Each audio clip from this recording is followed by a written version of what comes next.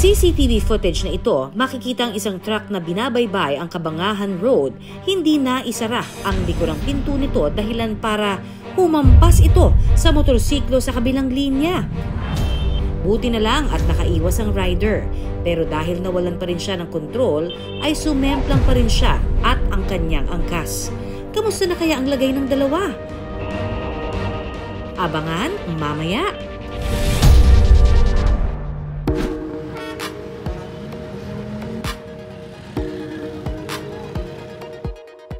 Ang angkas sa motorsiklo, isang grade 12 student sa Kabangahan, Cebu, na pauwi na raw noon mula sa eskwelahan. Maayos naman po yung pagtakbo ng motor.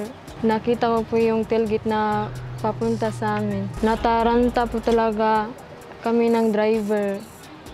Baka po kasi, nag-alala kami, baka po kasi matamaan po kami ng tailgate. Sa bilis nga raw ng pangyayari, hindi na siya nakakapit hanggang sa tuluyang sumemplang.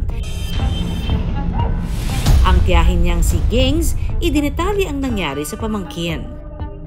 Ang motor naman ay sila na nabangga sa pader, saka ang pamangkin ko nabagok yung ulo niya sa pader. Ang natatandaan ko noon ay tumama po yung ulo ko sa pader, pero hindi naman po kayo malakas. Nauntog sa pader.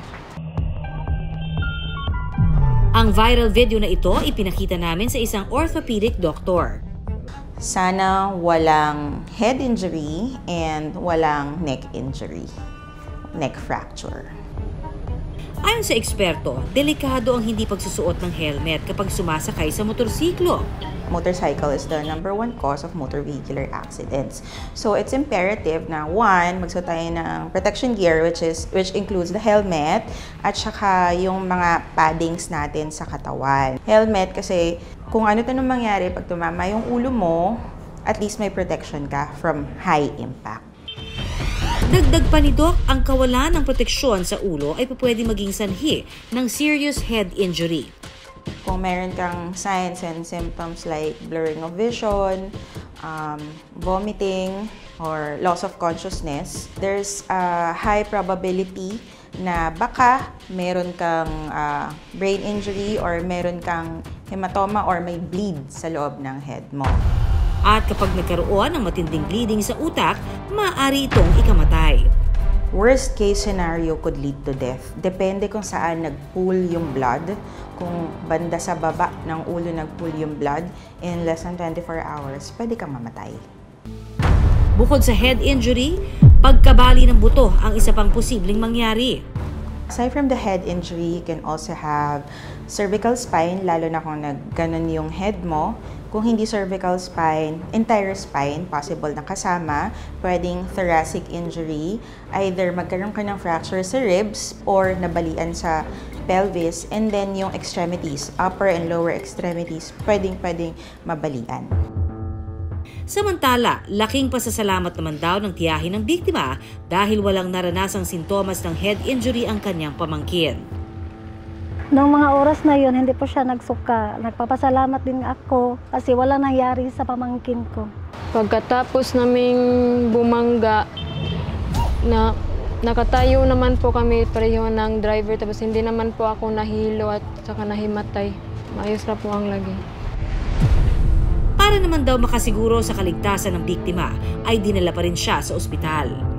Nung sinugod namin siya sa ospital, sabi ng doktor, need siya i-x-ray kasi pag sa oras na yon ng aksidente, pag nahimatay siya o nagsusuka, baka i-need siya i-CT scan. Mabuti na lang daw at bumuti naman agad ang lagay niya. Hindi natuloy yung CT scan dahil hindi po siya nagsusuka at nahimatay na sa time na yon na aksidente sila. Probably mild lang yung nangyari sa kanya, concussion lang, na nabugbog lang yung brain niya. Pero after 24 hours, kung hindi napagawa, pwede nating i-recheck after 6 months, 3 to 6 months. Kung sakali namang may makitang aksidente, ito ang tips ng eksperto. One is always secure the scene kung safe o hindi bago tayo tumulong. And then two, call for help. Always call for backup before ka tumulong para after mong matulungan during the process na tinutulungan mo siya, the help is already on the way. Kung sa kamay o paang injury ng pasyente, pwede raw maglagay ng splints bilang first aid. May mga kahoy or mga karton na matitigas na pwede nating i-roll. Kung bali yan, pwede nating i-apply one on each side of the limb, tapos talian na lang up until makarating tayo sa hospital.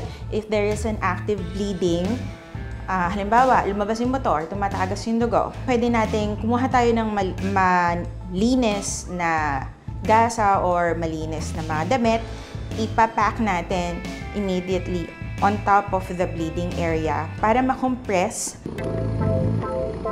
Para ligtas at iwas aksidente sa pagmotor, heto ang tips ng road expert na si Captain Jobert Tolentino.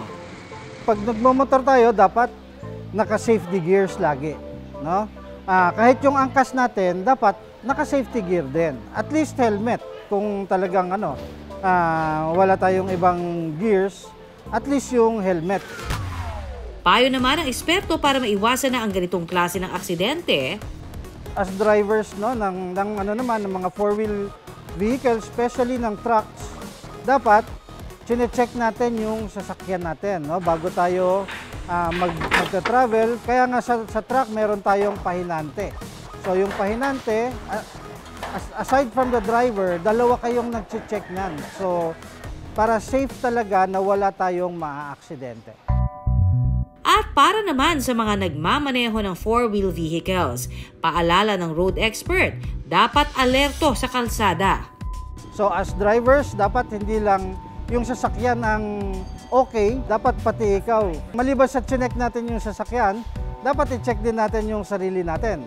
Dapat meron tayong sapat na tulog at dapat physically fit tayo to handle our vehicle. Nag-iwan naman ng aral ang insidente kay Ivy. Ang lesson na natutunan ko ay dapat mag-ingat palagi at saka mag-pray lang po sa kada biyahe, and then magsuot lagi ng helmet kapag bumibiyahe. Ang driver ng truck agad naman daw nakipag-usap at nakipag-areglo sa pamilya ni Ivy. Kapuso, paalala sa mga rider at angkas ng motorsiklo, huwag kalilimutan ang pagsusuot ng helmet. At paalala rin sa mga driver, dapat siguraduhin nasa kondisyon at walang aberya ang sasakyan bago bumiyahe para maging ligtas at hindi makaaksidente pa ng iba.